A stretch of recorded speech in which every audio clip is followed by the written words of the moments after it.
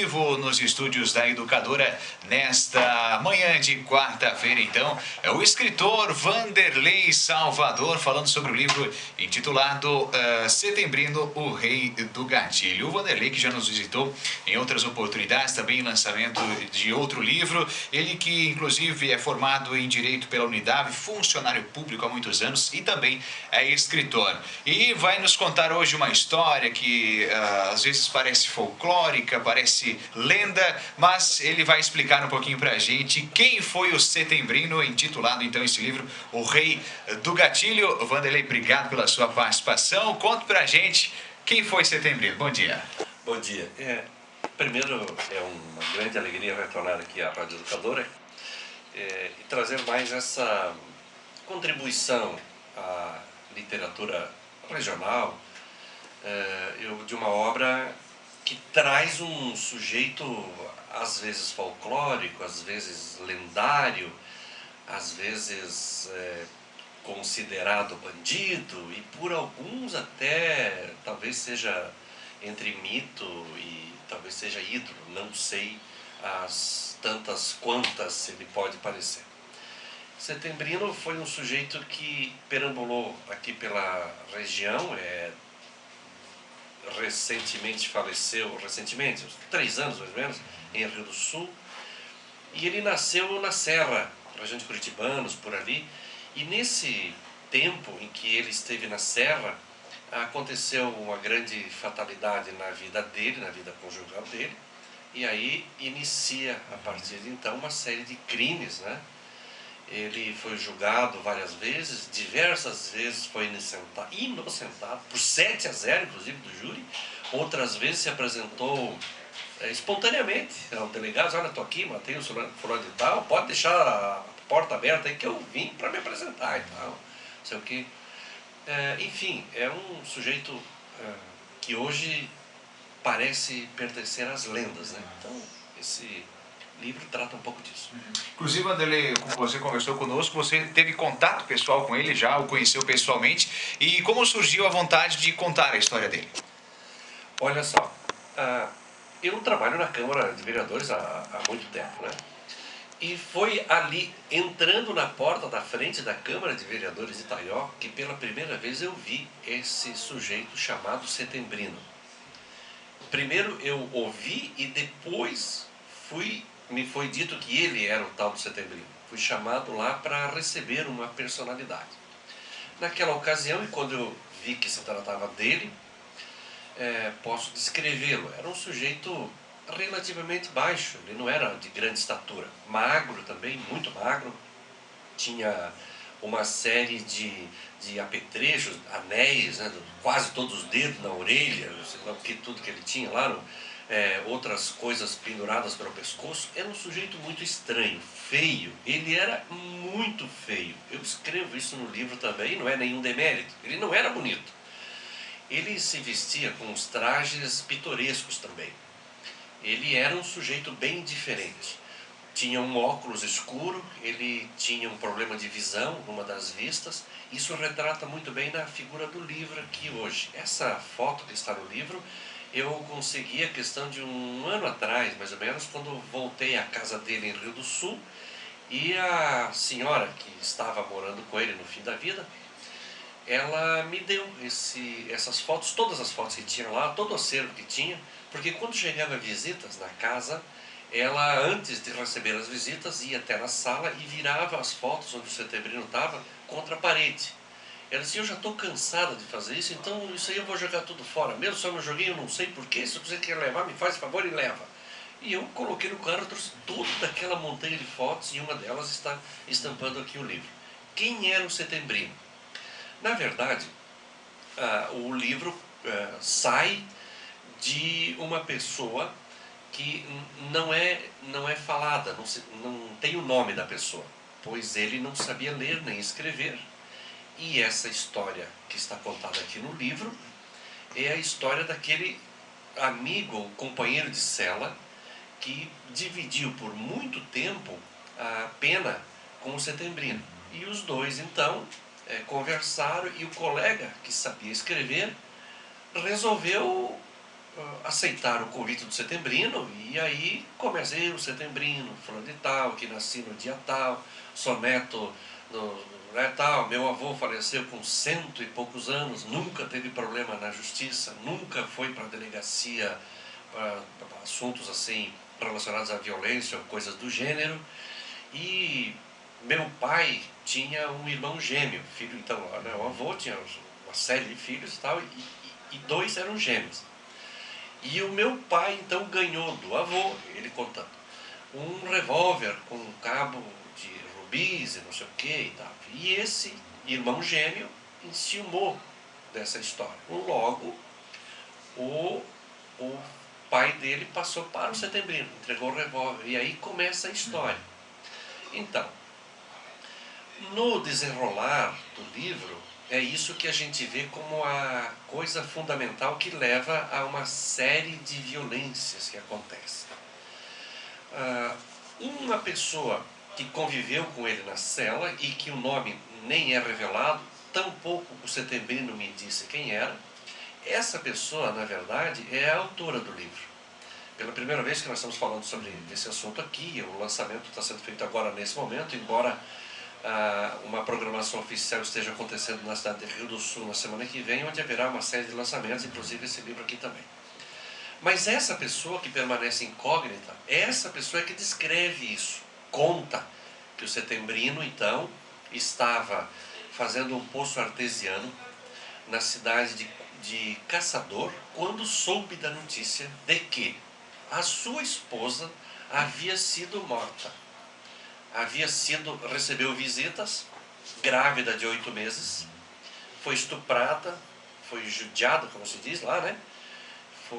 Bateram nela, enfim, porque queriam o revólver. Quem estava lá? O delegado de Curitibanos, um cabo da Polícia Militar de Lages e um primo de Setembrino, filho daquele irmão gêmeo, chama-se Antenor, primo irmão do Setembrino. Então, esse tal de Antenor, que é revelado no início já da história, diz para o delegado e para o outro policial, olha, lá tem um revólver assim, temos que ir lá buscar, porque é uma arma, alguma coisa, enfim, fez alguma justificativa e foi o delegado buscar. A mulher não entregou, aconteceu tudo isso, e ele sai de Caçador para vir conversar com quem sobre esse assunto? Quem é que lhe daria amparo? Se o delegado, o policial militar, estavam lá na casa, fizeram o que fizeram, a mulher faleceu depois no hospital.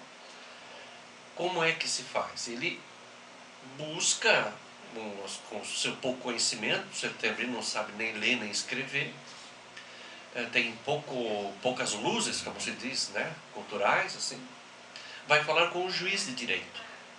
E o juiz vê já a importância daquele fato, diz, olha, não faça justiça com as próprias mãos. Nós precisamos seguir o ordenamento jurídico, temos que fazer dentro como manda a lei. Isso não serve para o Setembrino, porque ele não concebe isso, ele não tem essa ideia de como que seria feito o processo. Aí ele encontra o promotor de justiça no fórum de Curitiba. E o promotor de justiça, então, ele acolhe o Setembrino e diz, olha, eu vou acusar, eu vou fazer isso, você vai ficar do meu lado, preciso que você me oriente como que foi, porque essas pessoas vão pagar pelo que fizeram e tal, enfim. Ele sente uma espécie de alento nisso. E há aí, então, um aguardo para que aconteça esse processo, que eles transcorram. Aí, então, surge o segundo fato, que é muito interessante, abordado já no início do livro, que é um livro de poucas páginas. Veja que tem 50 páginas só. E conta a versão do Setembrino, não é da justiça, não é da lei, não é vamos dizer assim, do poder judiciário, não há pesquisa sobre o trabalho que a polícia fez, por que ele cumpriu pena, se ele teve mais do que uma morte ou não e o que aconteceu.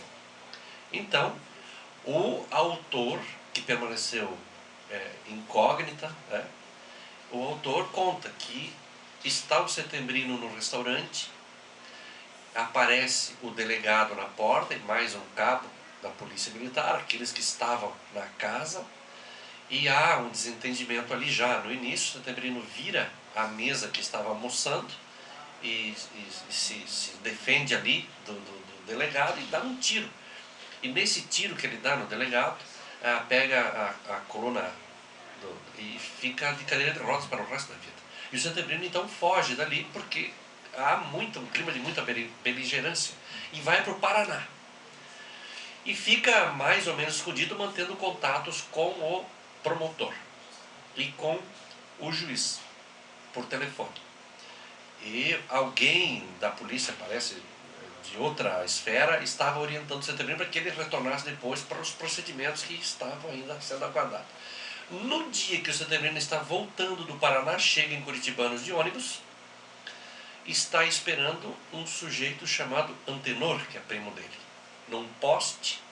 Quando o Setembrino saiu do ônibus, ele recebe um tiro do Antenor, mas não acerta.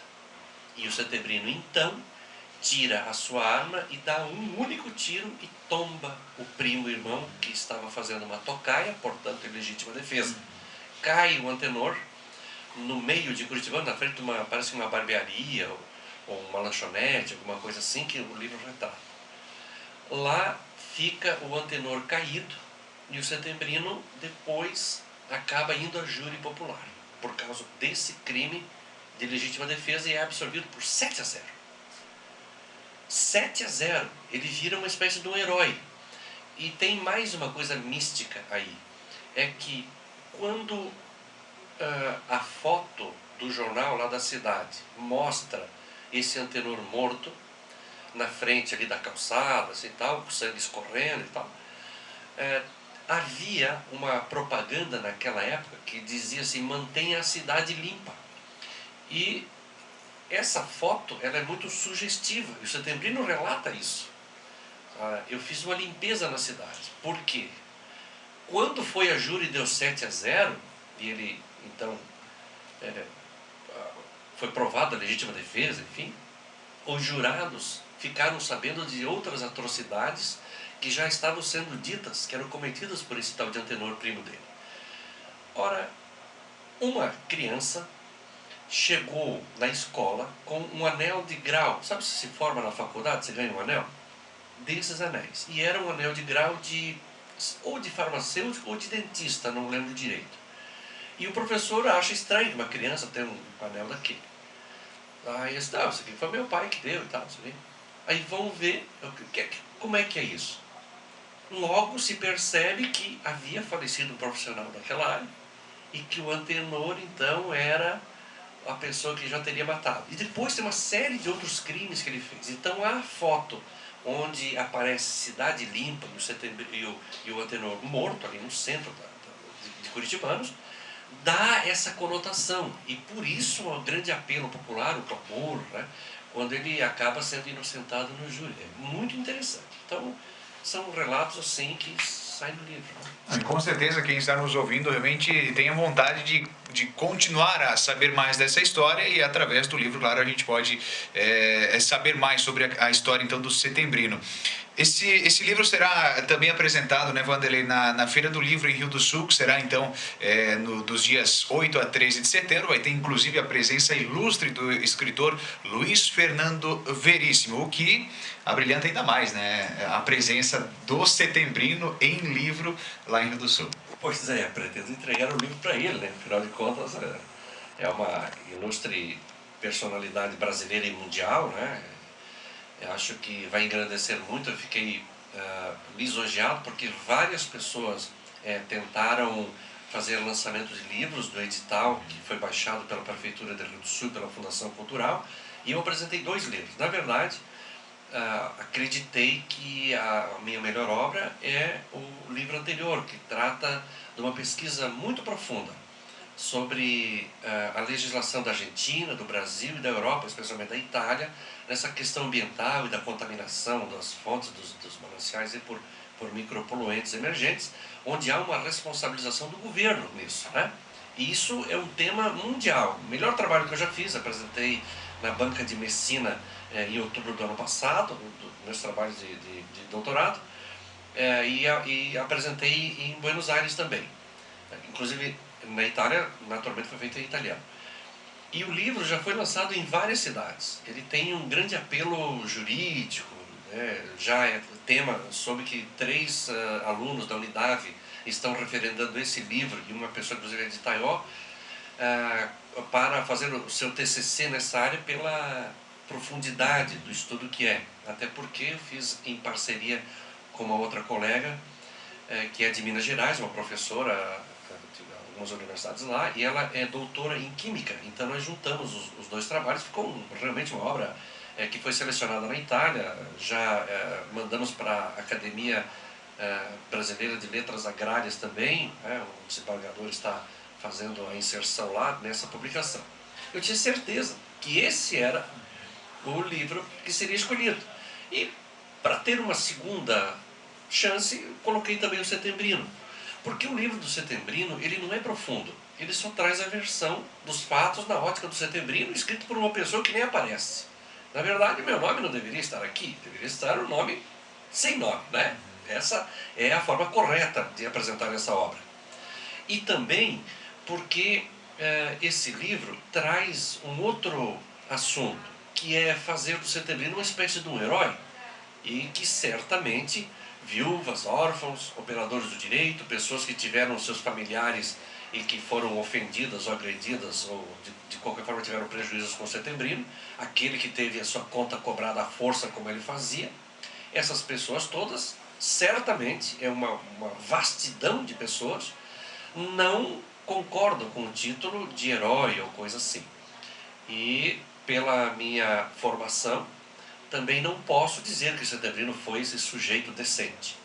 Mas no começo do livro, eu pergunto exatamente isso. Depende da época da história em que você está, o herói e o bandido invertem as posições. Vale lembrar o caso de Tiradentes, por exemplo, que é o maior herói nacional.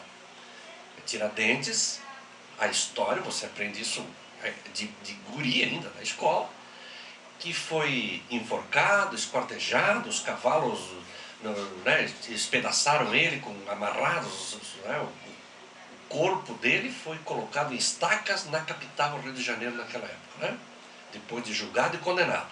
Ora, o que se faz assim com uma pessoa, realmente ele era muito odiado. Bom, é o maior herói nacional hoje, olha como os tempos mudaram. Você vai no Zumbi dos Palmares, por exemplo, que era um sujeito que tinha escravos, que ele não estava lutando contra a escravidão de jeito nenhum, mas a história que está se contando hoje, com faculdades e tudo, é bem outra. Aí você vai, por exemplo, no caso do Lampião. Lampião é um herói, não é? Uma porção de gente aí está... O próprio Setembrino, um dos trajes, uma das fotos, está vestido como uma espécie de um lampião, Inclusive o olho do Setembrino, se você olha nessa foto da capa aí, ele tem parece que foi um tiro ali, ou não sei o quê. A outra pessoa já disse que era uma forma dele poder fazer a mira do revólver, tal, certinho e tal. E as lendas vão surgindo, Mas veja mais, veja o caso, por exemplo, de Moreira César, que vai em Florianópolis, massacra aquele pessoal que estava se insurgindo contra a criação da República do Brasil, muda-se o nome de Desterro para Florianópolis, e nós temos nesse sujeito uma pessoa que agrediu e que matou catarinenses, mas virou um herói para o exército brasileiro, para o governo que impôs aquele sistema de domínio. E para terminar, que eu coloco isso claramente no livro, sem falar de Barrabás e Jesus, que se escolheu Barrabás, 2000 anos atrás, nós hoje questionamos, Veja o caso da dotação e orçamentos do governo. Há uns anos atrás, você tinha lá na cota do governo uma reserva de dinheiro, fruto dos nossos impostos para desmatar, para abrir estradas, para acabar com os índios, para se proteger. O nome não importa, mas era mais ou menos isso. Você tinha que matar índio e desmatar para poder ocupar o território e assim ter o domínio dessa nação grandiosa, enorme que nós temos. Hoje, nessa mesma dotação orçamentária, o que você tem? Cotas, resultado dos impostos para proteger índios e para proteger as matas. Então, depende da época da história que você está. O herói e o bandido são figuras que trocam de lugar. Tá certo. Vanderlei, é muito bacana esse bate-papo, a história do Setembrino. Para a gente finalizar, gostaria primeiramente de te agradecer, deixar um espaço também para você finalizar esse bate-papo. E quem quiser conhecer mais profundamente a história do Setembrino, como é que faz para ter esse livro? Olha, diferente das outras publicações, essa tem uma dinâmica um pouco diferente. Será distribuído nas livrarias de toda a região, é uma outra organização que está fazendo. Eu quero agradecer aqui porque todas as obras que eu fiz têm um patrocínio do Instituto Barriga Verde, que assim cumpre uma das suas finalidades estatutárias. Então, é interessantíssimo esse apoio que paga a impressão. Não paga o trabalho, a pesquisa, mas paga a impressão. Por isso, é um livro subsidiado dessa forma, e essa receita aí é para devolver a eles uma parte, pelo menos, do que foi pago aí. Então, as livrarias, as áreas aí do shopping, enfim, papelarias, aí terá o livro à venda em toda a região, e é um pessoal que está fazendo essa distribuição. Eu acho muito importante a produção literária, especialmente quem produz texto e quem cria. Vocês aqui, que são de um grupo de comunicação, vocês sabem que essa interação hoje das mídias, enfim, a dificuldade que nós temos de produzir textos, até de produzir um texto comercial, apenas uma notícia ou até um fato qualquer. E a criação de textos, ela depende muito de uma boa leitura, de gostar de ler. Por isso esse livro é um livro relativamente pequeno, sem muitas páginas. Ele é resumido nessa forma, conta apenas a versão do Setembrino. Não se buscou um determinado fato histórico diferente. Ele tem lá talvez 56 ou 57 pessoas que ele teria matado. Nenhuma delas está descrita aí, a não ser o caso do Antenor. A introdução também relata um pouco da história. Por quê? O desafio é justamente esse, que os pesquisadores, que as outras pessoas, a partir desse livro, se informem mais e vão trazer outras obras. Isso daria um filme, uma novela, né? Quem sabe um romance muito adiante, certamente isso vai acontecer. A oportunidade aqui que a rádio me dá mais uma vez, agradeço muito, e que a gente possa, ao conhecer essa história, meditar também sobre isso. E até naquele limiar em que vivem as pessoas que trabalham exatamente os operadores do direito, que é mais a minha área, e que nós pensamos também o seguinte: olha, o policial, o promotor, o juiz, o delegado, o bandido, todos estão um em função do outro, e é muito tênue essa linha de um para o outro. E aqui, quando vocês produzem uma notícia, vocês exatamente sensibilizam esse aspecto, Há um envolvimento e há uma mútua dependência, pois se não houvesse bandidos, não precisaria também da polícia, da justiça, enfim, entre outras coisas. Obrigado pela oportunidade, tenhamos todos um bom dia.